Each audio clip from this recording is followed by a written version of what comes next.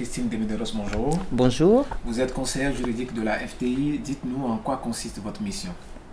Je suis chargée de la coordination de nos deux grandes structures qui sont axées sur les professionnels de l'immobilier et sur les particuliers. Alors donc notre premier pôle qui regroupe les professionnels de l'immobilier, à savoir les agents immobiliers, les courtiers.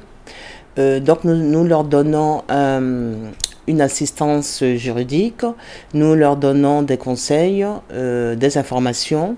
Également, nous les aidons à résoudre les conflits, puisque vous savez que des fois, entre agents immobiliers, il peut y avoir des petits problèmes. Également, donc, nous avons mis en place, vis-à-vis de ces professionnels, une assistance juridique. Ensuite, nous avons le deuxième pôle qui est composé des particuliers. Alors nous avons un axe qui est constitué par les propriétaires, par les vendeurs. Alors également pour cela, nous avons donc un rôle d'information, un rôle de conseil.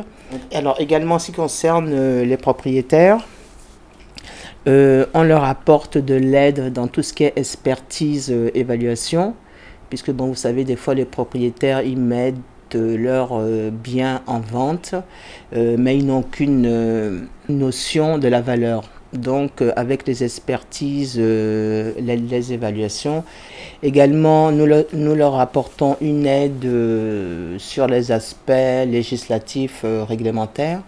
Donc, également nous intervenons certaines fois s'il y a des problèmes de voisinage, par exemple, s'il y a des conflits.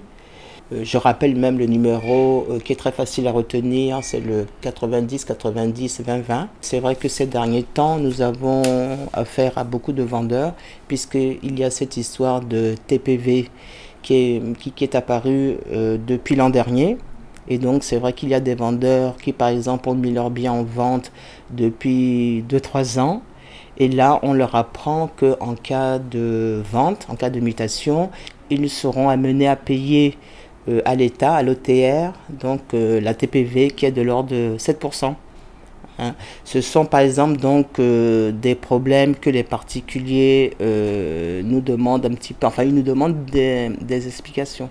Hein, il y a ça. Il peut y avoir encore d'autres points. Par exemple, un bailleur qui a envie de louer sa maison, il ne sait pas de quelle façon établir par exemple un bail, un contrat de location sous seing privé.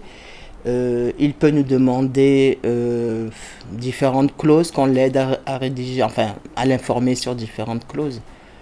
Je me permets de dire au passage que nous n'empiétons pas sur le travail des notaires, parce que les notaires aussi font des contrats de location, mais bon, en général, c'est plutôt des contrats de location authentiques.